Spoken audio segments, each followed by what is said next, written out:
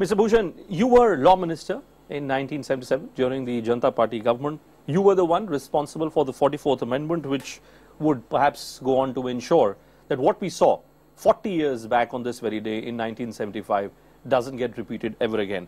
Are you convinced, sir, that all the moves and all the attempts that you had made then, has India really moved beyond 1975, the dark days of emergency, dead and buried forever? The dark days of 1975 cannot get repeated.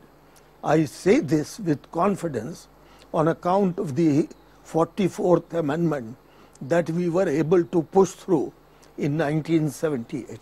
It was difficult to push it through on account of the fact that it required two-thirds amendment in each house separately, while the Janata Party had more than two-thirds majority in the Lok Sabha.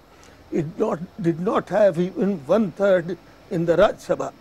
Therefore, the question was how to get the support of the Congress for these amendments when only a year back, during emergency in 1976, they had passed the 42nd Amendment, which had further weakened democracy in the country, curtailed the powers of the judiciary, and made it even more ineffective. Now, it's interesting, sir, that you say that emergency can never ever be imposed in India again. Yes. Yet just a few days back, L.K. Advani, the senior BJP leader, still a member of parliament, went on record suggesting that forces which could impose emergency have ended up becoming more powerful today. Do you agree with that perception? I'm totally surprised as to why Advani has said this.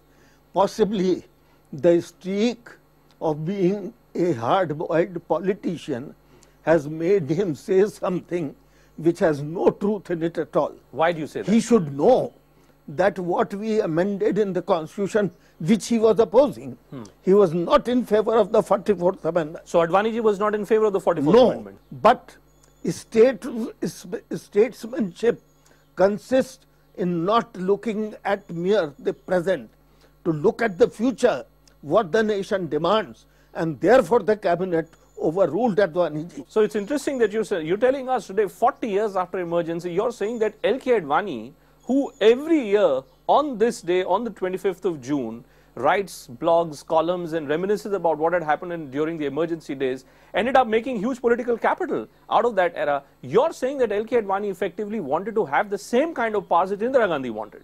Yes. That's a correct yes, interpretation. Yes, absolutely.